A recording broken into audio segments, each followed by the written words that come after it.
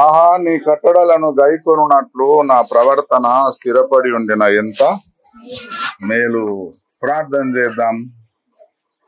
ప్రియా పరలోకపు తండ్రి నాయన, ఈ మధ్యాహ్న సమయం బట్టి స్తోత్రాలు.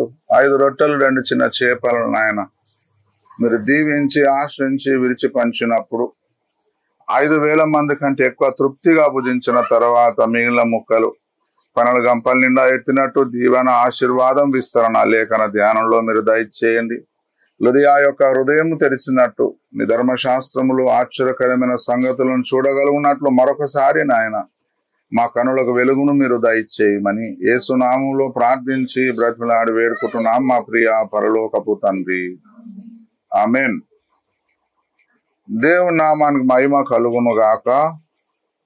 మరి 119వ కీర్తన 5వ వచనం చదువుకున్నాము.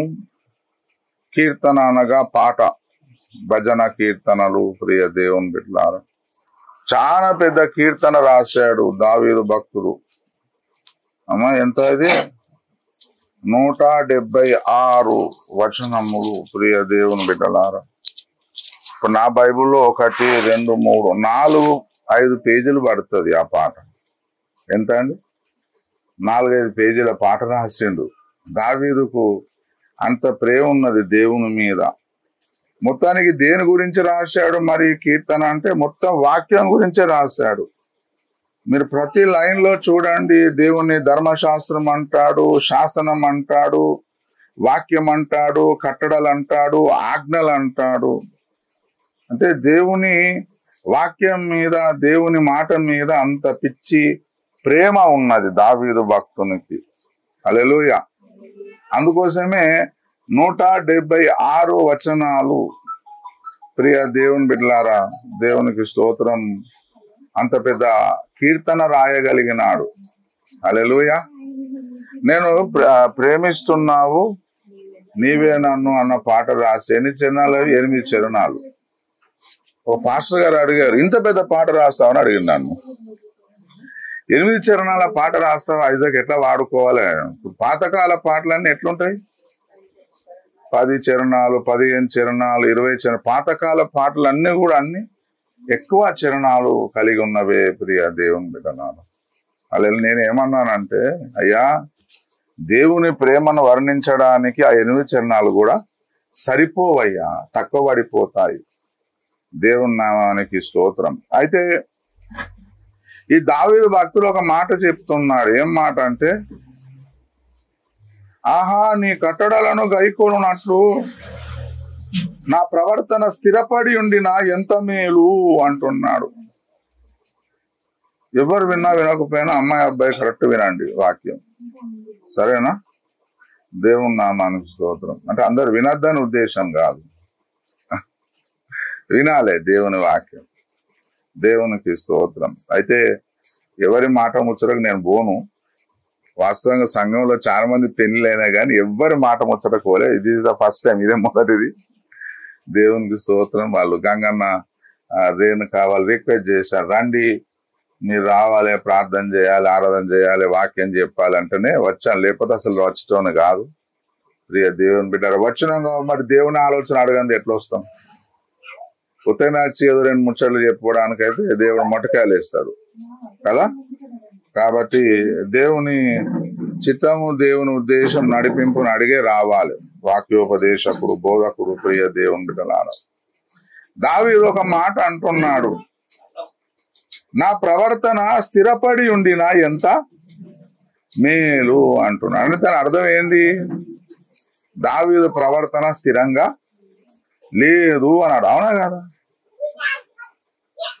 దేవుడు తన భక్తుల లోపట యథార్థతను కోరుకుంటాడు. ఏం కోరుకుంటాడండి? యథార్థతను కోరుకుంటాడు. ప్రియ దేవుని బిడ్డలారా, దావీదు అంటున్నాడు, నా ప్రవర్తన స్థిరంగా లేదు. ఈ ప్రవర్తన స్థిరమైతే ఎంత మంచిగుండు, ఎంత బాగుండు అంటున్నాడు. దేవుని నామానికి స్తోత్రం. ఎందుకట ఆ ప్రవర్తన కూడా ఎందుకు స్థిరం కావాలని అడుగుతున్నాడంటే, దేవుని కట్టడలను నేర్చుకొనున్నట్లు అంటున్నాడు. నేను నీ కట్టడాలను నేర్చుకోవాలి, నీ కట్టడాలను, నీ ధర్మశాస్త్రను, వాక్యము నేర్చుకుందామన్న ఆశ నాలో ఉన్నది. హల్లెలూయా. నేను నా ఆత్మీయ జీవిత ప్రారంభంలో మా దైవజనులు కరీంనగర్లో ఒక ప్రకటన చేశారు. నేను 10 దినములు ఉపవాసం ఉండబోతున్నాను, ఎవరెవరు ఉంటారు నాతో ఉపవాస ప్రార్థన చేయలేకుండా అంటే ఫస్ట్ నేనే లేపాను, నేను ఉంటా మీతో ఉపవాస ప్రార్థన, 10 రోజులు ఉపవాసం ఉంటాను. ఆ 10 రోజులు ఉపవాస ప్రార్థనలో ప్రతిరోజు పాస్టర్ గారు నన్ను ఒక విషయం అడిగాడు. నేను ఒక గురి కలిగి ఉపవాస ప్రార్థన చేస్తున్నా, నువ్వెందుకయ్యా యవనొస్తున్నావు కదా, నువ్వెందుకు చేయలేపినావు, నీకేం కావాలో చెప్పు, నేను నీకోసం ప్రార్థన చేస్తాను అడిగిండు. యవన కాలంలో ఉన్నవారు వాళ్ళ కోరికలు, వాళ్ళ ఉద్దేశములు, వాళ్ళ తలంపులు, వాళ్ళ ఆశలు, ఆశయాలు వేరే ఉంటాయి. హల్లెలూయా. నేను పెళ్లి ముచ్చట చెప్తా అనుకున్నాడేమో మరి. నేనేమన్నా అంటే, అయ్యా ఆది కాండములో 1వ అధ్యాయము 1వ వచనం నుంచి ప్రకటన గ్రంథము చివరి అధ్యాయము చివరి వచనం నాకు స్పష్టంగా తెలియాలి అంతే. బైబిల్ని నేను తెలుసుకోవాలని కోరుకుంటున్నాను. ఇది ఒక్క ప్రార్థన చేయండి నా కోసము. హల్లెలూయా. దేవుడు అన్నాడు, మొదట నా నీతిని రాజ్యమును వెతుకుడి, అప్పుడు అవన్నీ మీకు అనుగ్రహించబడును అన్నాడు. అంటే ఫస్ట్ మనకు ఉండాల్సిన కోరిక కరెక్ట్గా ఉంటే మిగతావన్నీ కూడా దేవుడు వాటెంబడి తనంతట తాను సమకూర్చుకుంటూ వస్తాడు. హల్లెలూయా. లేకపోతే ప్రియ దేవుని బిడ్డలారా దారి తప్పిపోతాం మనం. ఇప్పుడు ఈ సంబంధం విషయంలో ఒక ఆదివారం నాడు సహోదరి వాళ్ళ కుటుంబం వచ్చింది చర్చకు. మొన్న ఆదివారం కాక అటు మొన్న ఆదివారం కదా.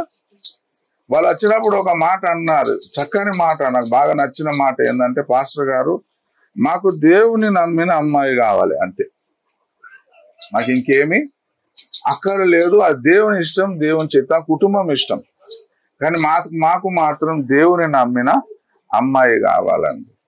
దేవుని నమ్మని వ్యక్తులు అంటే ఎంతో మంది దొరుకుతారు, కానీ మాకు వద్దు. దేవుని నమ్మి అంటే అది ఫస్ట్ మనం చేయాల్సిన పని అది. వివాహ సంబంధాలు వెతుక్కునే వారు ఏం చేయాలంటే ఫస్ట్ ఆస్తిని కానీ, లేకపోతే ధనమును కానీ, కట్నమును కానీ, వెండిని కానీ, బంగారమును కానీ, ఉద్యోగం, ఇవి కాదు ఫస్ట్ చూడాల్సింది. ఏం చూడాలి అమ్మా? ఫస్ట్ ఏం చూడాలంటే వాడు దేవుని నమ్మిండా లేదా, నేను ఎవరినైతే పెళ్లి చేసుకోబోతున్నాను ఆ వ్యక్తి దేవుని నమ్మిండా లేదా, అది ఫస్ట్ అడుగు వేయాలి మనం. ఆ అడుగు వేసిన తర్వాత మిగతావి దేవుడు ఏం చేస్తాడు, సమకూర్చుకుంటూ వస్తాడు, తప్పకుండా సమకూరుస్తాడు. దేవుని నామానికి స్తోత్రం. మనం మొదటి గుండి తప్పు పెట్టుకున్నాం అనుకోండి, మిగతా గుండెలు కరెక్ట్ పడతాయా? కరెక్ట్ పడే కదా. ఫస్ట్ గుండె మనం తప్పు పెట్టేసుకున్నాం అనుకోండి, ఆటోమేటిక్ గా మిగతా గుండెలన్నీ తప్పు పడిపోతాయి. వెనకసిని నమ్ముకుంటారులే అంటే వెనకసిని నమ్ముకునేది ఏమి ఉండదు, ఇక నువ్వు మారడే ఉంటది. వింటున్నారా? ముందే ఈ చివరి దినములలో వివాహ వ్యవస్థ మీద చాలా భయంకరమైన దాడులు జరుగుతున్నాయి. ప్రియ దేవుని బిడ్డలారా, చివరి దినములలో ఏర్పరచబడిన వారు సైతము మోసపోయే దినములు ఇవి. సేవకులే సేవ వదిలిపెట్టి పారిపోతారు, మందిరాలు ఖాళైపోతాయి. చాలా భయంకరమైన శ్రమ క్రైస్తవ సమాజం మీదకి రాబోతుంది, కానీ ఎవడు భయపడేటోడు లేడు. చాలా మంది చనిపోవడానికన్నా సిద్ధంగా ఉన్నారు, కానీ యేసును వదిలిపెట్టడానికి సిద్ధంగా లేరు. ఎందుకంటే క్రైస్తవుడు అంటే భూలోకంలో ఫలం వెతుక్కునేటోడు కాదు, దేవుని రాజ్యములో ప్రియ దేవుని బిడ్డలారా నిత్యమైన బహుమానం వెతుక్కునేవాడు. దేవుని నామమునకు మహిమ కలుగును గాక. హల్లెలూయా, ప్రైజ్ ద లార్డ్. క్రైస్తవ పెళ్లిలలో వెడ్డింగ్ కార్డ్స్ లో ఒక మాట వేస్తారు. ఏం మాట వేస్తారు తెలుసా? కాదు, ప్రభు చిత్తం అయితే అని వేస్తారు. ఇప్పుడు ఎబ్రోన్ సహవాసం అయితే వేస్తారు అమ్మాయి, అంటే అమ్మాయిని అబ్బాయిని డౌట్ లో పెట్టినట్టు. ఏమని? ఇది ప్రభు చిత్తం అయితే అంటే ఇది కాదు అన్నట్టే అని వాళ్ళు పాజులో పెడతారు. తప్పండి అది. ప్రభు చిత్తం అయితే అన్నది, రండి బ్రదర్ ప్లీజ్ కమ్. ప్రభు చిత్తం అయితే అన్నది ప్రభు చిత్తం నువ్వు తెలుసుకొని అడిగేయాలి. ఎంగేజ్మెంట్ అయిపోయి అంత అయిపోయిన తర్వాత పెళ్లిలో కూడా నువ్వు అదే ప్రసంగం చేస్తే ఎట్లా ప్రభు చిత్తం అయితే అని? రండి బ్రదర్ ప్లీజ్ కమ్. మీరు రండి, మీరు స్థిరంగా వినాలి. ఇంకా అర్ధ గంట అయినా ఓడవదు. సరేనా? వెల్కమ్. ఏమద్దిగా మీరు కామ్గా కూర్చోండి, అందరు కూర్చోండి కామ్గా. అందుకే సంస్కృతం దేవాలనా అని అడిగినా కానీ ఇక అది మిస్ అయిపోయింది. దేవునికి స్తోత్రం. హల్లెలూయా, ప్రైజ్ ది లార్డ్. మీరు కూడా ఇప్పుడు స్థిరపడాలి. దావీదు అన్నట్టు, నీ కట్టడాలు నేర్చుకున్నట్లు నా ప్రవర్తన స్థిరపడినా ఎంత మేలు అన్నది. దేవునికి స్తోత్రం. ప్రియ దేవుని బిడ్డలారా, ప్రభు చిత్తం అయితే అన్నది ప్రియ దేవుని బిడ్డలారా, ఏ విషయం అన్నాడంటే ఒక ఉద్యోగ విషయము, వ్యాపార విషయము, మరి రేపు ఏం జరుగుతుందో తెలియదు కాబట్టి ఆ ఉద్దేశంతో అన్నాడు. కానీ నువ్వు ప్రతిదానికి అదే ముడిపెట్టి ప్రభు చిత్తం అయితే అని తప్పు అవుతుంది. దేవుని చిత్తం ఏందంటే ఎదుట జీవిత భాగస్వామి పెళ్లి చేసుకునే పోయే వ్యక్తి లేఖనానుసారంగా విశ్వాసి అయి ఉండాలి. అంతే కదా? విశ్వాసికి అవిశ్వాసికి జోడు ఎక్కడిది? విశ్వాసికి అవిశ్వాసికి జోడు లేదు.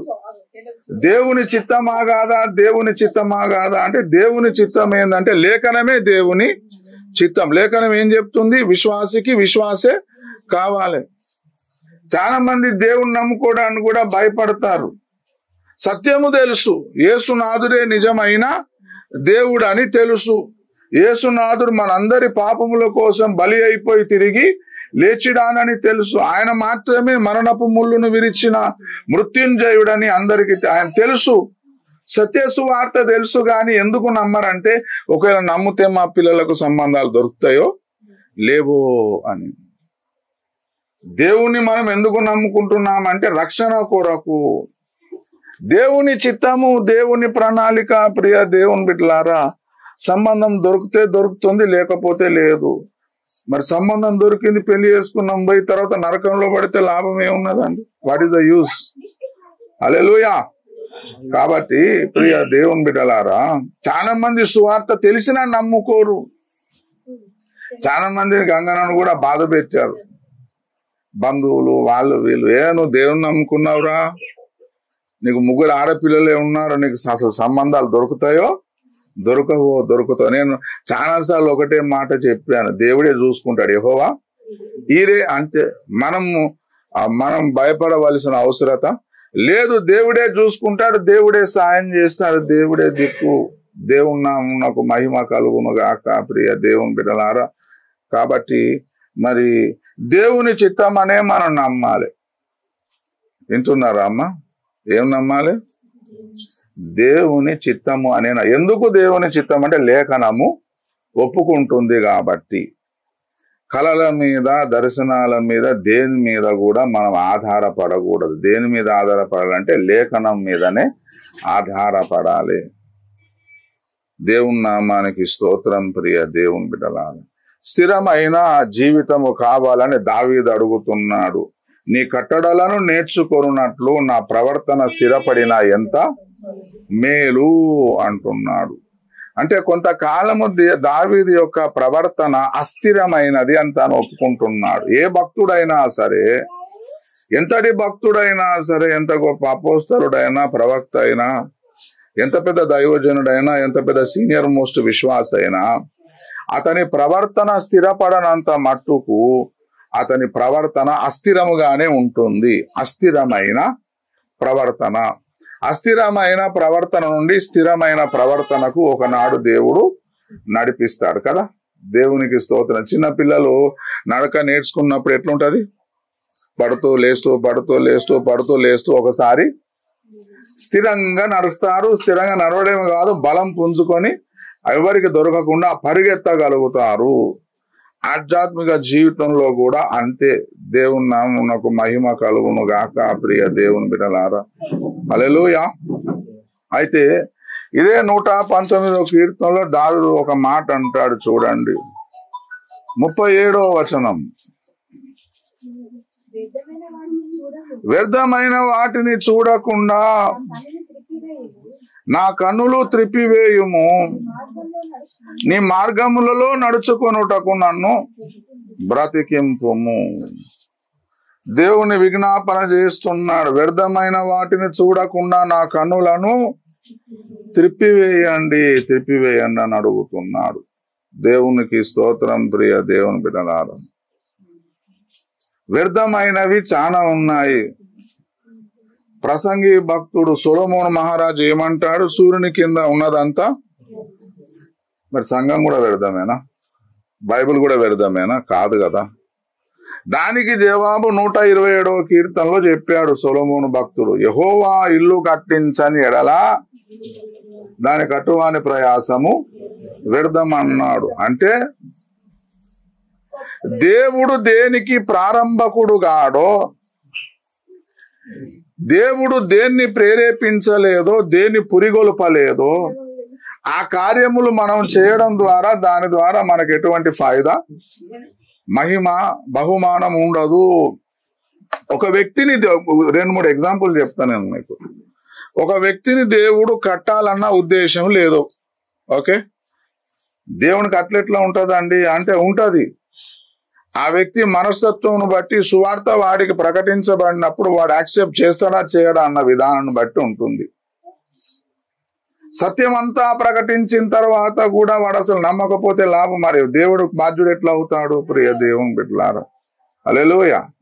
ఇప్పుడు TV5లో దైవజనులు ఓఫీర్ గారు వేదాల ప్రకారము, ఉపనిషత్తుల ప్రకారము, అన్ని శ్లోకాల ప్రకారము యేసునాథుడే విరాట్ పురుషుడు. యేసునాథుడే. అది పొద్దున్న నుంచి సాయంత్రం దాకా జరిగింది. ప్రపంచం అంతా చూసింది. డిబేట్ చిన్నజీయర్ స్వామి గారు, పరిపూర్ణానంద స్వామి గారు, ఇంకా చాలా మంది మఠాధిపతులు, పీఠాధిపతులు కూర్చొని TV5లో చర్చించారు. తాను సత్యమంతా ప్రకటించారు ఓఫీర్ గారు. దేవునికి స్తోత్రం. వేదాలలో ఉన్న విరాట్ పురుషుడు, ఉపనిషత్తుల్లో ఉన్న విరాట్ పురుషుడు యేసునాథుడే.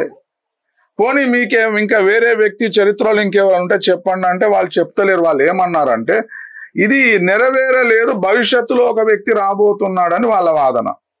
దైవజనుడు ఏమంటున్నాడంటే ఆల్రెడీ నెరవేరినాయి, యేసులో ఇవన్నీ నెరవేరినాయి అని చెప్తారు. సత్యం అంతా ప్రకటించిన తర్వాత కూడా ఒక నమ్మకపోతే ఎట్లా?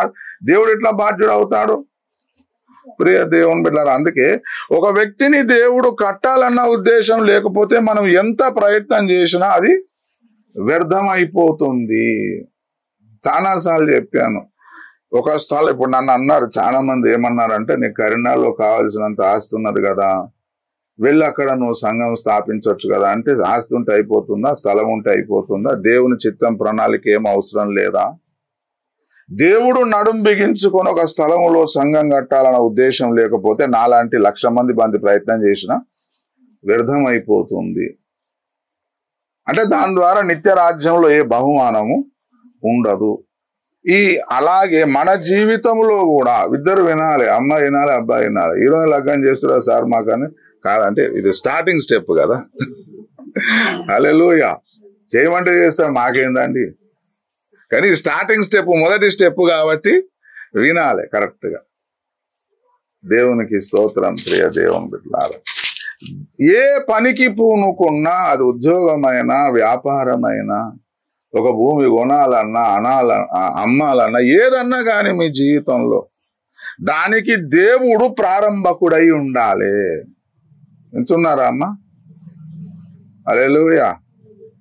తల్లిదండ్రుల మాట వినాలి, అన్నదమ్ములు అక్క చెల్లెలకు లోబడాలి, ప్రేమించాలి, అత్తమామలకు గౌరవం ఇవ్వాలి, అన్ని ఇవ్వాలి. అందరు ఎవరి గౌరవం వారికే, ఎవరి సన్మానం, ఎవరి ఘనత వారికి, అందరికి అన్ని మర్యాదలు చేయాలి.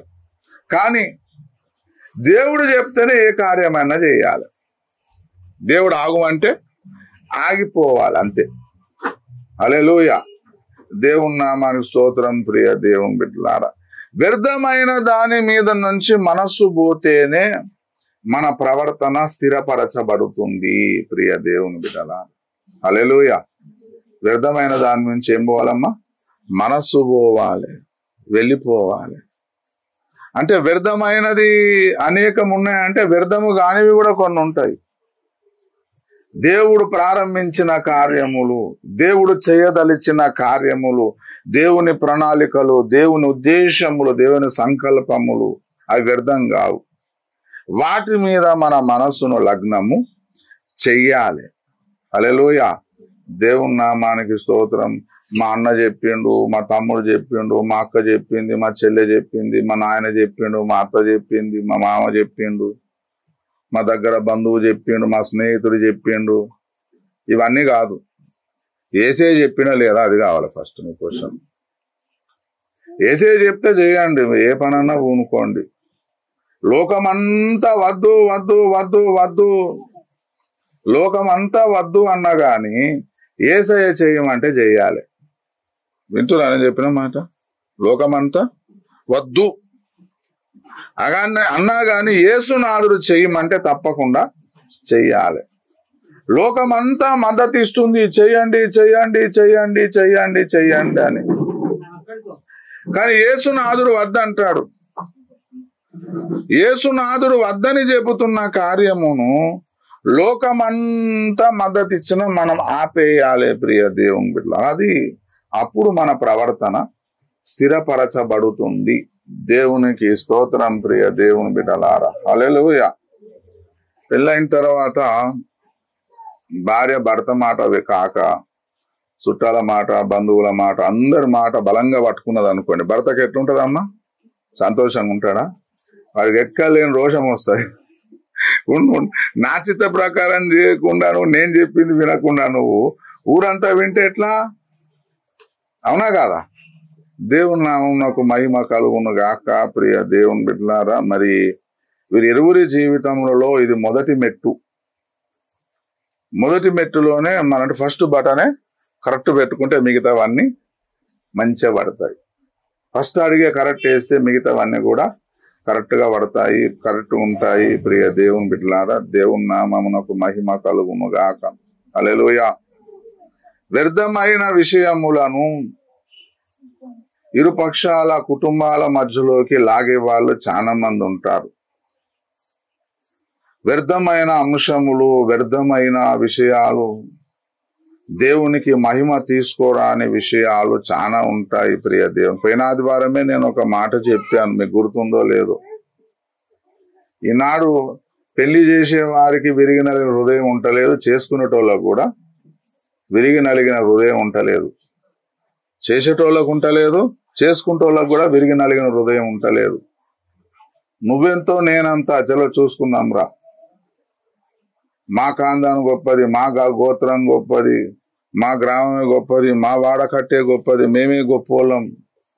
ప్రియ దేవుని బిడ్డలారా, హల్లెలూయా. దేవుని నామానికి స్తోత్రం. మరి వివాహ వ్యవస్థ అంటే ఎన్నో అవస్థలతో కూడుకున్నది. ఇది కేక్ వాక్ కాదు. వింటున్నారండి?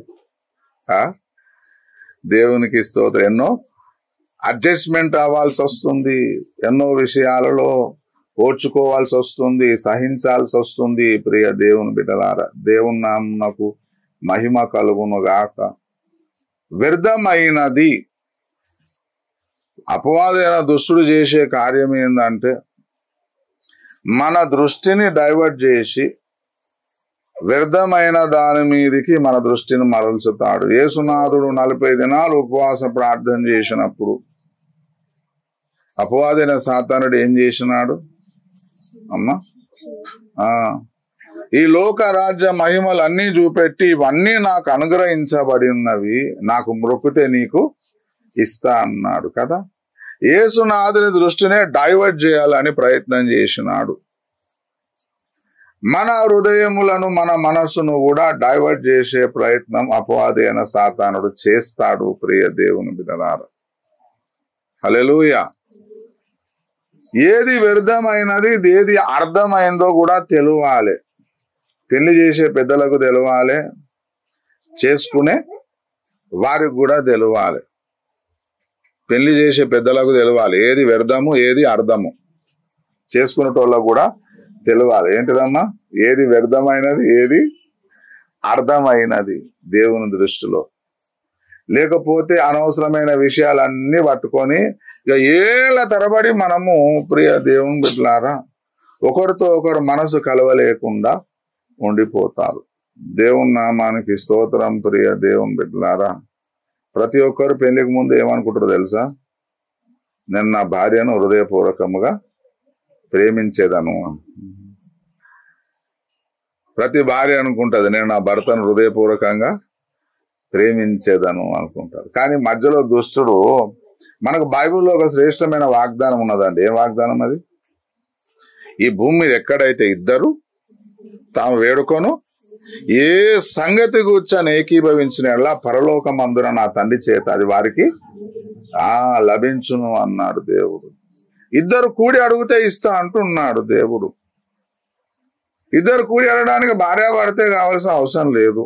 అన్నదమ్ములు అక్క చెల్లెలు కూడా ఏకీభవించి ప్రార్థన చేయొచ్చు. తోటి సంఘస్థులు కూడా ఏకీభవించి ప్రార్థన చేయొచ్చు. కానీ అన్ని సమయాలలోనైతే జీవిత భాగస్వామి వెంటనే ఉంటుంది కదా, తోడుగా ఉంటుంది కదా. కాబట్టి పెళ్ళైన తర్వాత ఏం చేయాలంటే ఇద్దరు ఖచ్చితమైన కుటుంబ ప్రార్థన కలిగి ఉండాలి. ఇద్దరు కలిసి అడగాలి. దుష్టుడికి తెలుసు. ఏం తెలుసు?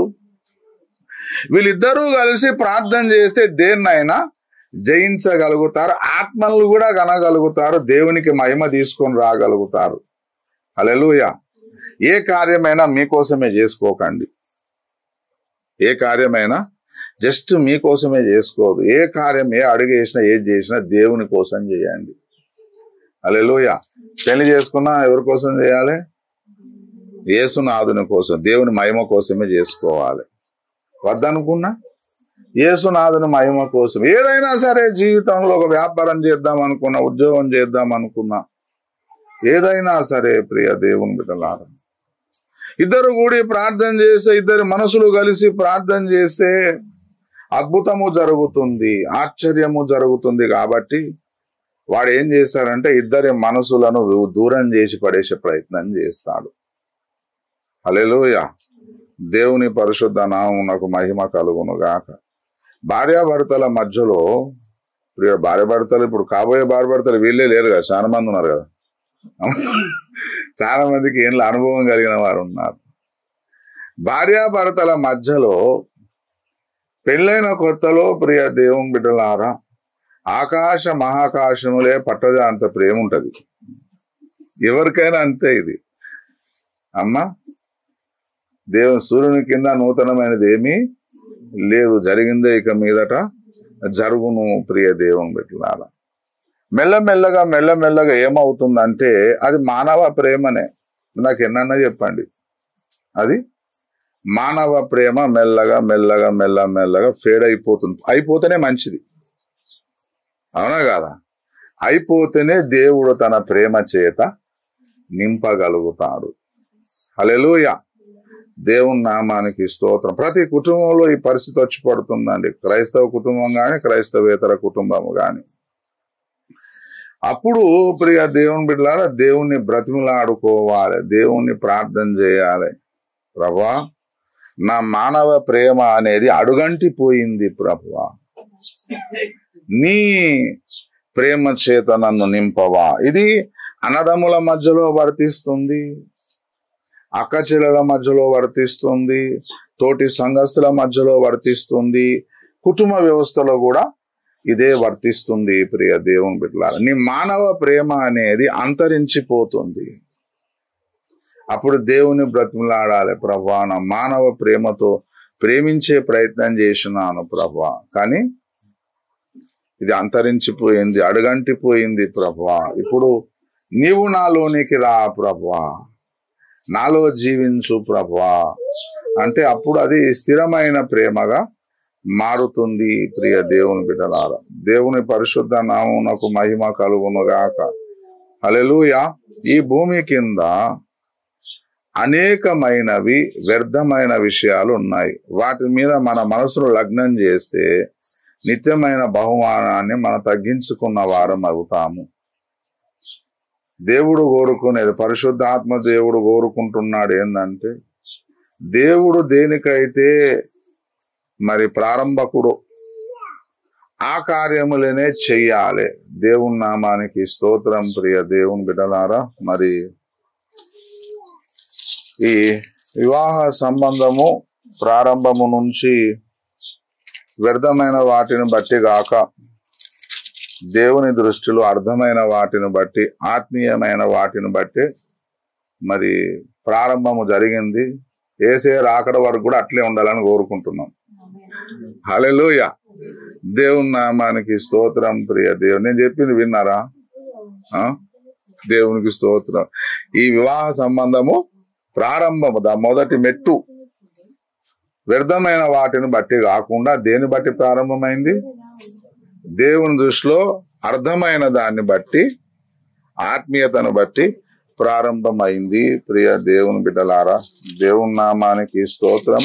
మరి అంతమట్టుగా ప్రియ దేవుని బిడ్డలారా అట్లనే ఉండాలి. అంతమట్టు కూడా ఫోన్ బంద్ చేయాలమ్మా మీరు. దేవుని సన్నిలో కూర్చొని ఫోన్ మాట్లాడితే మంచిది కాదు. మరి అక్కడ అన్న చెప్తారో లేదో కానీ నేనైతే చెప్తాను. నేనైతే ఫోను ఫ్లైట్ మోడ్ పెట్టేసుకున్నా. మొదటి సంజాయించాలి, ఇక్కడ ఉన్నది అడ్రస్ ఇక్కడికి రావాలని. దేవునికి స్తోత్రం. హల్లెలూయా. ఎందుకంటే ఇప్పుడు తర్వాత వెనకాల నమ్ముకున్న వాళ్ళు, ఇప్పుడు నమ్ముకున్న వాళ్ళు కూడా ఉన్నారు, వాళ్ళు కూడా మనం రాంగ్ ఏమంటారంటే సాక్ష్యం చూపెట్టినట్టు అవుతుంది. హల్లెలూయా. నేను ఇట్లా చెప్తాను, ఎవరు ఇష్టపడరు నన్ను. ఎందుకంటే మొక్క మీద చెప్తే ఏ విషయం ఉన్నా సరే. దేవునికి స్తోత్రం. ప్రియ దేవుని బిడ్డలారా, హల్లెలూయా. చివరి మట్టుకు కూడా అలాగే ఉండాలి. వ్యర్థమైనవి మధ్యలో రానివ్వకూడదు. ప్రియ దేవుని బిడ్డలారా, ఆత్మీయతను బట్టే మీరు ముందు కొనసాగాలని నేను ప్రార్థిస్తున్నాను, ఆశిస్తున్నాను. హల్లెలూయా. Praise the lord. దేవుని నామమునకు మహిమ కలుగును. యేసునాథుడే నిజమైన సత్యమైన దేవుడు. ఆయనే మన కోసం చనిపోయి తిరిగి లేచినాడు. ఆయన ద్వారానే మనకు మోక్షం లభిస్తుంది. ఇంకా వేరే మార్గము లేదు, లేదు, లేదు. మరణించి తిరిగి లేచిన వాడు యేసునాథుడు ఒక్కడే. మీరు నమ్మినా నమ్మకున్నా ఆయన మాత్రమే దేవుడు. ఆయన నీతి సూర్యుడై ఉన్నాడు. దేవుని నామానికి స్తోత్రం. ప్రియ దేవుని బిడ్డలారా, లోక సంబంధమైన వాటి కోసం భయపడి దేవుని సత్యం తెలిసినా గాని దేవునికి దూరంగా ఉండకండి.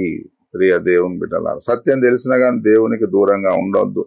ఇది నేను మళ్ళీ చెప్తున్నా. ఈ కుటుంబం నమ్ముకున్నప్పుడు వీళ్ళని చాలా మంది ప్రశ్నించారు, మీకు 3 కుమార్తెలు కదా, 3 ఆడపిల్లలు కదా, వాళ్ళకు సంబంధాలు దొరుకుతాయా అంటే వాళ్ళ ప్రశ్న ఏంటంటే మీ కులంలోనే దొరుకుతాయా అని అర్థం. మీ క్యాస్ట్ లోనే, క్యాస్ట్ అనేది లేదండి. గాలికి క్యాస్ట్ ఉన్నదా? ఇప్పుడు ఇంతమంది కూర్చున్నాము, గాలికి క్యాస్ట్ ఉన్నదా? గాలికి మనకు తెలియకుండానే మరి పీల్చుకుంటున్నాం కదా. నీళ్ళ క్యాస్ట్ ఉందా?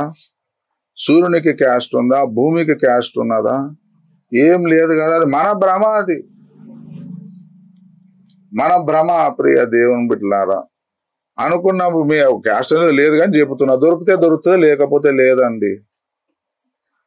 నాకు ఇదే మొండి పట్టుకొని కూర్చుంటే నిత్యరాజ్యం పోగొట్టుకుంటే ఎట్లా మరి? అసలుకే మోసం అయితే ఎట్లా?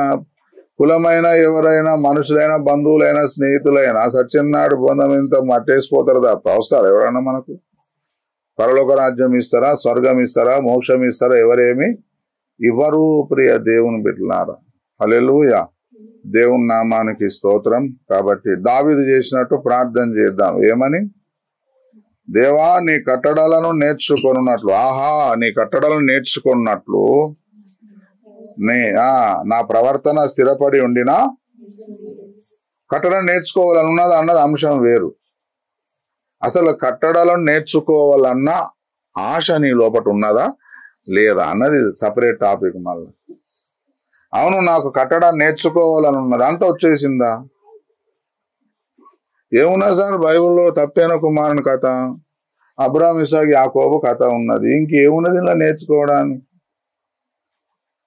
దేవుని వాక్యము, ప్రియ దేవుని బిడ్డలారా, దేవుని వాక్యం ఎటువంటిది అంటే నువ్వు ఎన్నిసార్లు చదివినా నూతనమైన విషయాలు నీకు దేవుడు తెలియజేస్తూనే ఉంటాడు.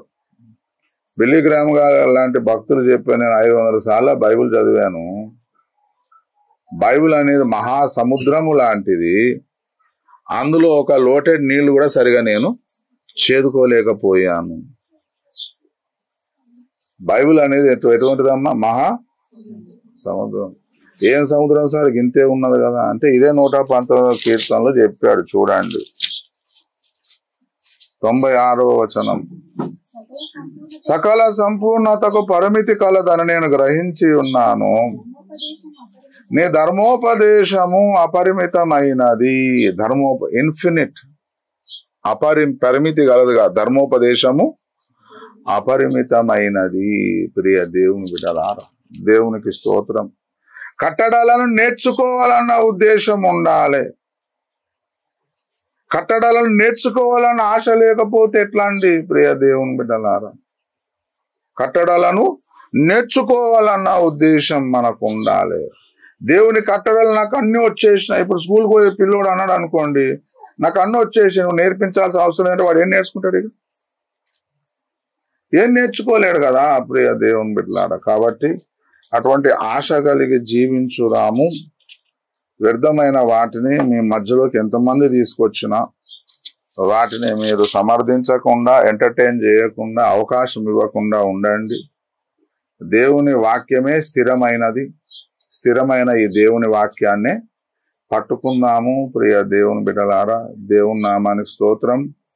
మీరు ఏ కార్యం చేసినా, ఏ అడుగు వేసినా, ఏ నిర్ణయం తీసుకున్నా, అది చిన్నది కానీ పెద్దది కానీ, దాన్ని దేవుని వల్ల కలిగిందా లేదా అన్నది ఒకటి తప్పకుండా చూడాలి. హల్లెలూయా.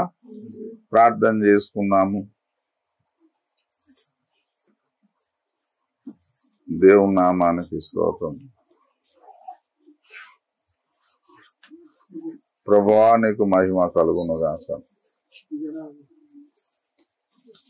నీ వాక్యమే శ్రమ కొలిమిలో నన్ను బ్రతికించుచున్నది.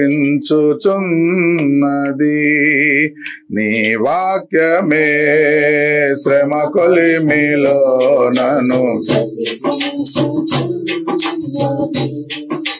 నా బాధలో అది బౌనమ్మది కలిగించుచున్నది. నా బాధలో అది బౌనమ్మది కలిగించుచున్నది.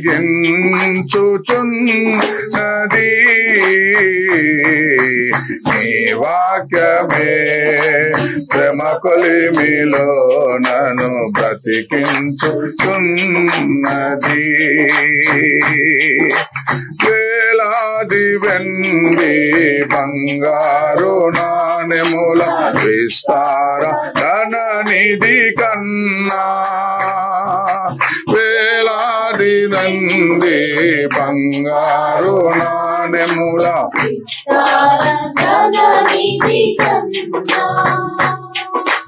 నీ ధర్మశాస్త్రమే ఎంతో విలువైన నిధి ప్రభువా. నీ ఆజ్ఞలను బట్టి ఆనందింతున్ ప్రభు. నీ వాక్యమే శ్రమ కొలిమిలో నన్ను బ్రతికించుతున్నది.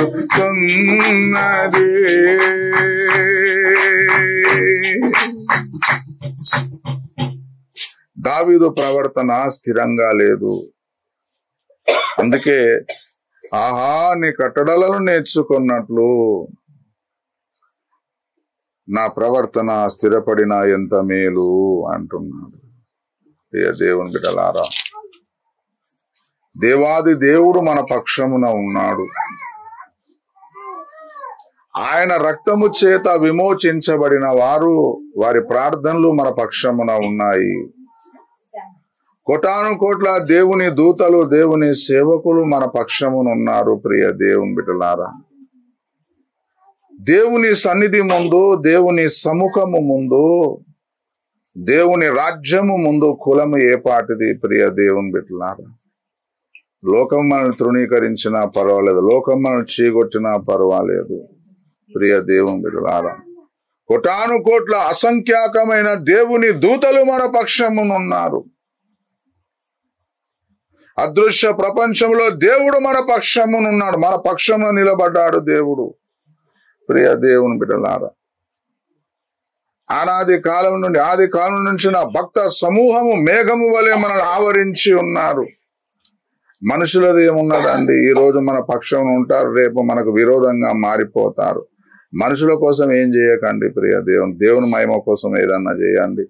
దేవుని నమ్మని వారు దేవుని నమ్మండి. యేసునాథుడు ఒకడే నిజమైన దేవుడు. ఆయనే మన నుంచి తిరిగి లేచున్నాడు.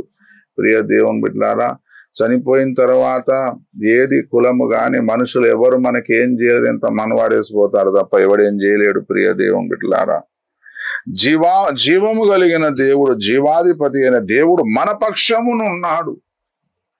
ఆయన కోటాను కోట్ల అసంఖ్యాకమైన దేవుని దూతలు మన పక్షము నిలబడి ఉన్నారు. నీకు కనులు కావాలి తెరిచి చూడడానికి. ప్రియ దేవుని బిడ్డలారా, ఈ రోజు ఇంతలో కనబడి అంతలో మాయమైపోయి మనుషులు మనకు వాళ్ళ బలము చూసి వాళ్ళు మనకు తోడుగా ఉన్నందుకు మనకు బలమా, ధైర్యమా? భూలోకంలో ఉన్న మనుషులందరూ మనకు వ్యతిరేకమైపోయినా పర్వాలేదు, మనకు ఎదురు తిరిగినా పర్వాలేదండి. దేవుడు, సజీవుడైన దేవుడు మన పక్షం ఉన్నాడు. నీకు మనోనేత్రములకు వెలుగు కావాలి చూడడానికి. అసంఖ్యాకమైన దేవుని దూతలు, దేవుని భక్తులు, పరిశుద్ధులు, ప్రియ దేవుని బిడ్డలారా, మన పక్షమునున్నారు. వాళ్ళ ప్రార్థనలు మన పక్షమునున్నాయి. ప్రియ దేవుని బిడ్డలారా, హల్లెలూయా. ఇప్పుడే కనబడి అంతలో మాయమైపోయే మనుషులకు ఎందుకు భయపడుతున్నావు నువ్వు? వాళ్ళకు భయపడాల్సిన అవసరమే లేదు. ప్రియ దేవుని బిడ్డలారా, దయచేసి భయపడకండి. దేవుణ్ణి నమ్ముకోవడానికి చాలా మందికి ధైర్యం రావడం లేదు. ఏమో నమ్ముకుంటే మాకు సంబంధాలు దొరుకుతాయో లేవో అని. అది వ్యర్థమైన విషయం అండి, వదిలిపెట్టండి. దేవుడే నీ పక్షమై దిగి వచ్చినప్పుడు, అసంఖ్యాకమైన ఆయన దూతలు బంధువులై మనకు నిలబడ్డప్పుడు, ప్రియ దేవుని బిడ్డలారా, ఏమున్నదండి? వ్యర్థమైన విషయం. కాబట్టి సత్యము నీకు అర్థమైంది, దేవుని నీకు గోచరింపజేశాడు, నీ కనులకు వెలుగునిస్తే తప్పకుండా యేసునాథుని తెలుసుకో. యేసునాథుని దగ్గరికి రా, దేవుని నమ్ము. దేవుడే నీ పక్షమై నిలబడతాడు. కోటాను కోట్ల దేవుని దూతలు నీ పక్షముగా నిలబడతారు. ప్రియ దేవుని బిడ్డలారా, మర్చిపోకు. బంధువులను చూసి ధైర్యం తెచ్చుకోకు, దూరమైనందుకు ధైర్యం చెడిపోకు. దేవునికి స్తోత్రం. ప్రియ దేవుని బిడ్డలారా, ప్రార్థన చేసుకున్నాము. విత్తబన లేఖన భాగము కొరకు